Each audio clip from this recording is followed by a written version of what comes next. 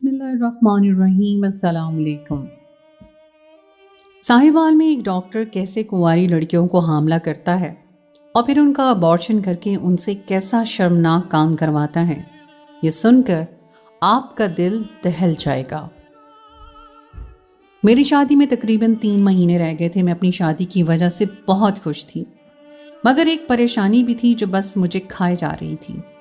मैं जितनी भी कोशिश करती उस परेशानी से छुटकारा नहीं पा सकती थी, और क्योंकि ये परेशानी हकीकत पर मबनी थी तो उससे छुटकारा पाने का मुझे कोई फ़ायदा भी नहीं था। मुझे अपनी इस खामी को सही करना था, क्योंकि इधर मैं इस खामी के साथ आगे बढ़ जाती तो फिर लोगों के लिए शायद मुझे कबूल करना मुश्किल हो जाता, और मैं उन्हीं सब गलतफहमी में घिरी सब परेशानियों की वजह से आज इतनी मायूस बैठी थी।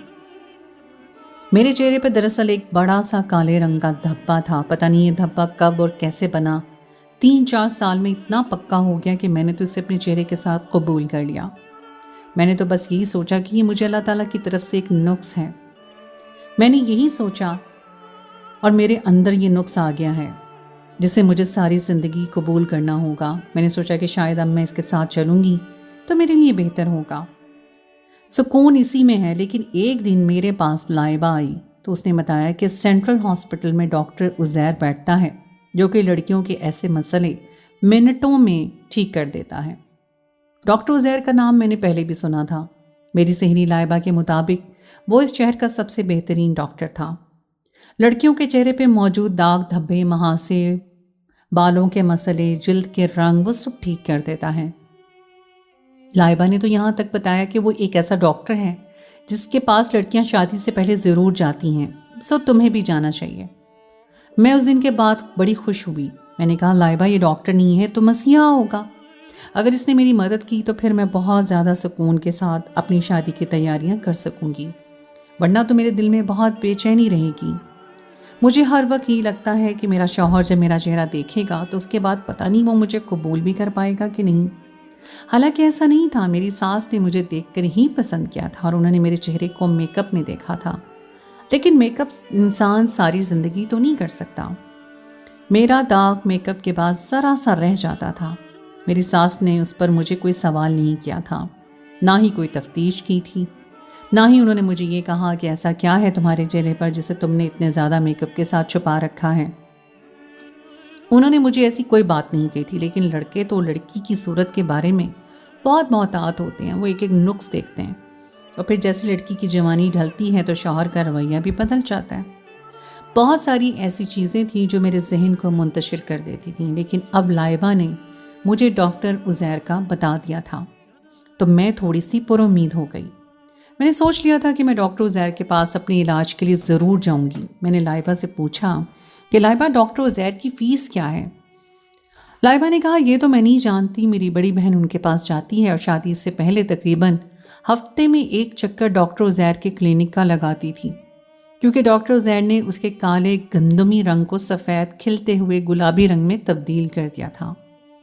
लाइबा के मुंह से इतनी तारीफ़ें डॉक्टर उज़ैर की सुनकर मेरा जहन भी अब उसी तरफ जा रहा था।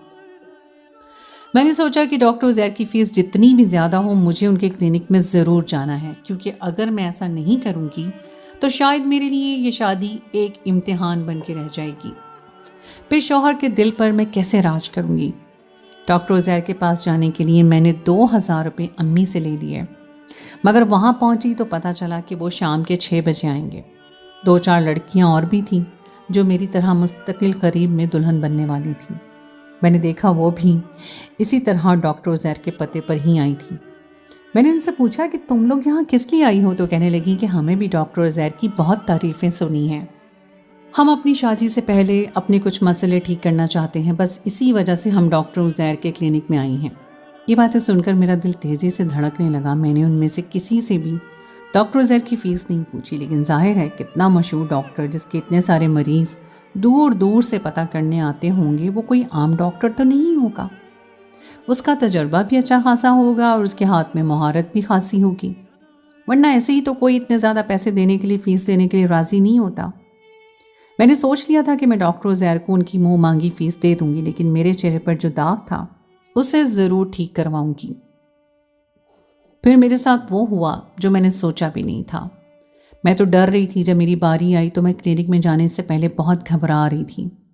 بار بار اپنی خالی جیب کی طرف دیکھ رہی تھی. اور ڈاکٹر عزیر کے بارے میں نے سن رکھا تھا کہ وہ چیک اپ کے بعد ہی فیس لیتے ہیں اگر انہیں کسی مریض پر رحم آ جائے، یا پھر وہ کسی مریض کا علاج خود سے کم پیسوں میں کرنا چاہیں تو ایسا بھی ہو جاتا ہے. لیکن زیادہ تر عورتوں سے وہ پیسے ہی لیتے تھے. خیر، میں نے جب اندر کمرے میں داخل ہوئی تو میں نے دیکھا ڈاکٹر عزیر کوئی بوڑھا آدمی نہیں تھا، بلکہ اس کی عمر بمشکل 35 سال ہوگی. جبکہ ڈاکٹر عزیر کی شہرت اور ان کا تجربہ، یہ دو ایسی چیزیں تھیں جسے مجھے لگا تھا کہ ان کے اندر کوئی 60-70 سال کے قریب ان کی عمر ہوگی.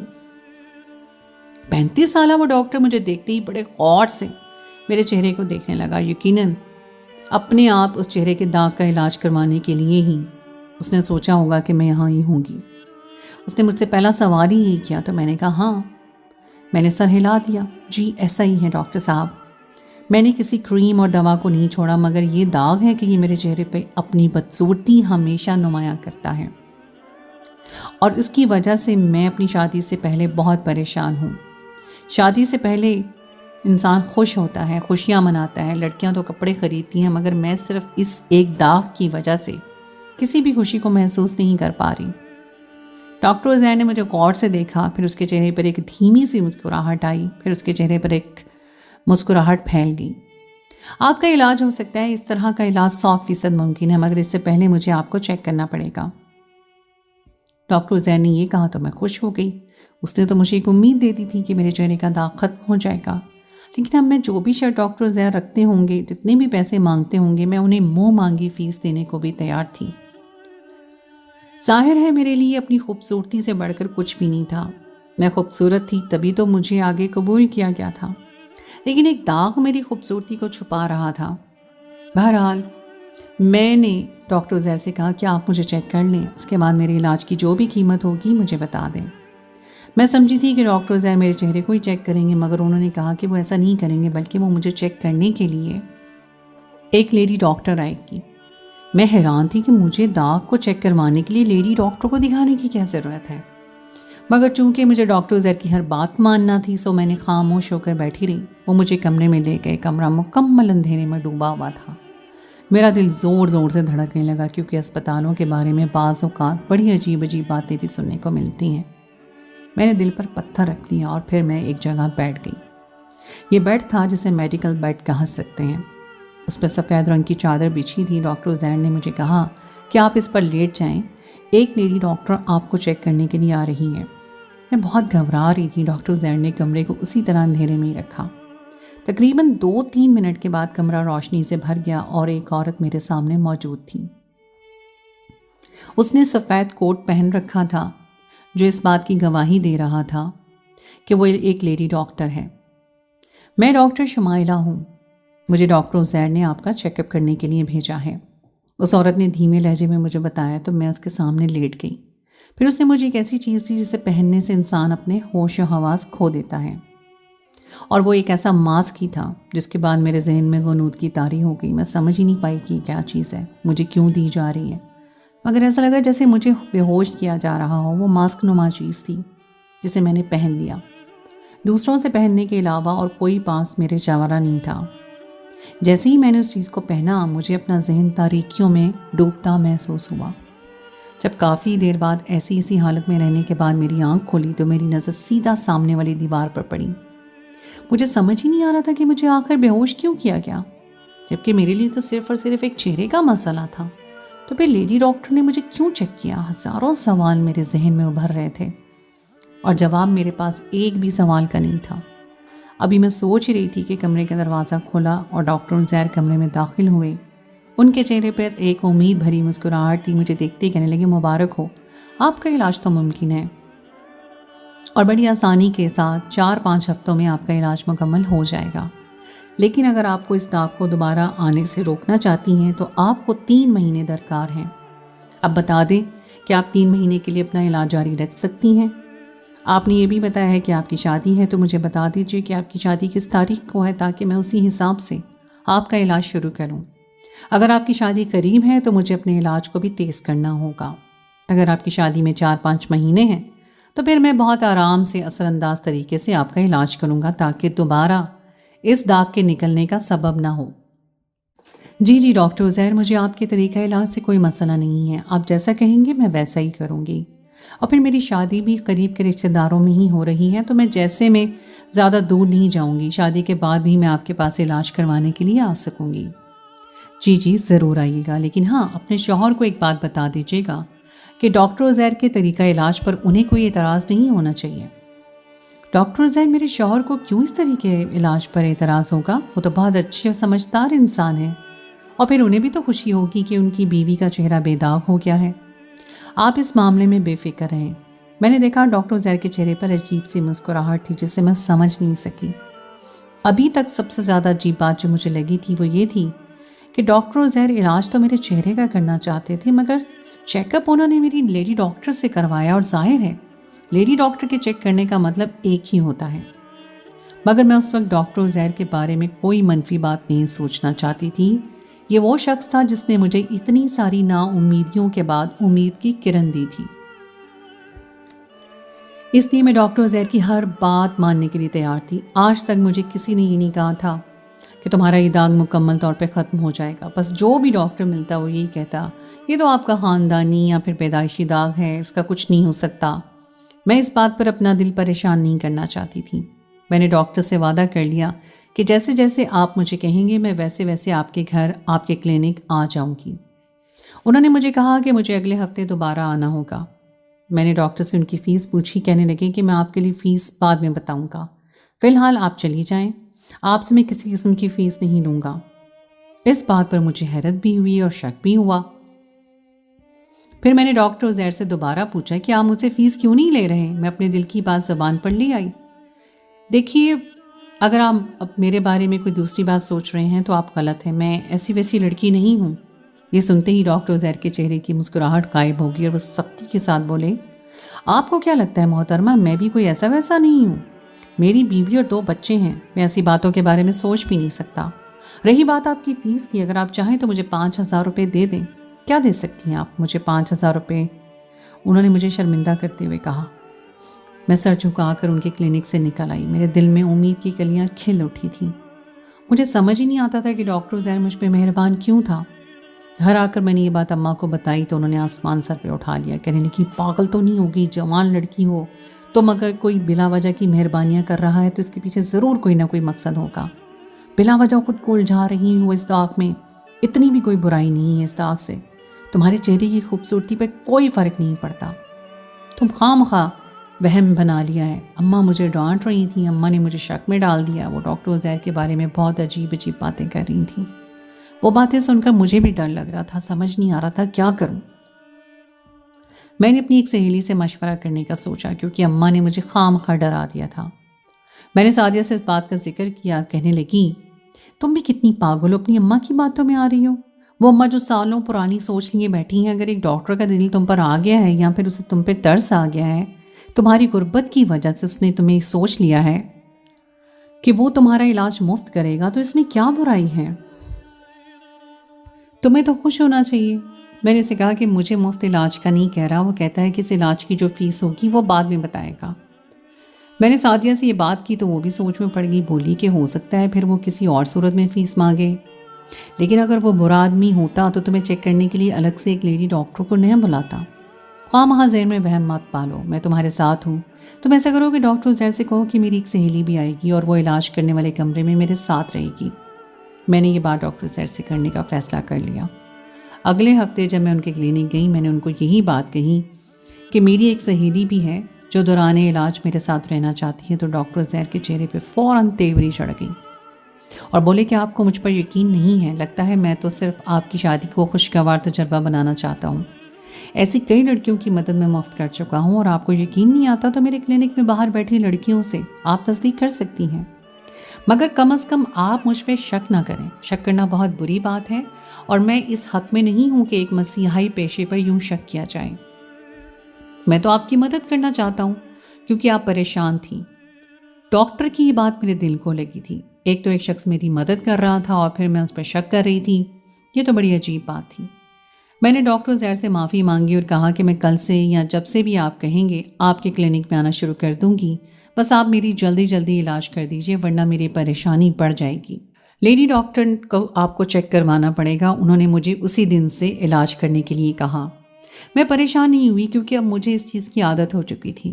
مجھے اسی طریقے سے بے ہوش کیا گیا، پھر میرا علاج شروع ہوا۔ کیونکہ جب میری آنکھ کھلی تو میرے چہرے کا رنگ ویسے کا ویسے ہی تھا، ایسا لگتا نہیں تھا کہ میرے چہرے پہ کچھ ہوا ہو۔ البتہ مجھے اپنے وجود میں ایک عجیب سی تبدیلی اور ایک درد محسوس ہو رہا تھا۔ میں نے سوچا شاید یہ علاج کا حصہ ہے تو میں خاموش ہو گئی۔ تھوڑی دیر کے بعد جب میری باہر آئی تو میرا وجود بالکل تھک چکا تھا، اس میں سے طاقت ختم ہو چکی تھی۔ میں نے پریشانی سے سعدیہ کی طرف دیکھا جسے ڈاکٹر عزیر نے کمرے کے باہر ہی بٹھا لیا تھا۔ انہوں نے سعدیہ کو کمرے کے اندر نہیں آنے دیا تھا۔ کہنے لگی تمہاری حالت دیکھ کر تو مجھے کچھ اور ہی لگ رہا ہے، لیکن چلو اگر تمہارے اس داغ کا علاج ہو جائے تو اس سے بڑی کیا بات ہو سکتی ہے۔ میں نے ڈاکٹر عزیر کے بارے میں اب سوچنا چھوڑ دیا تھا۔ میں صرف اپنی خوبصورتی، اپنی شادی کے بارے میں سوچنا چاہتی تھی، کیونکہ یہ زندگی کا ایک خاص موقع تھا۔ اس دن میں گھبرائی تو مجھے بہت عجیب سا بھی محسوس ہو رہا تھا۔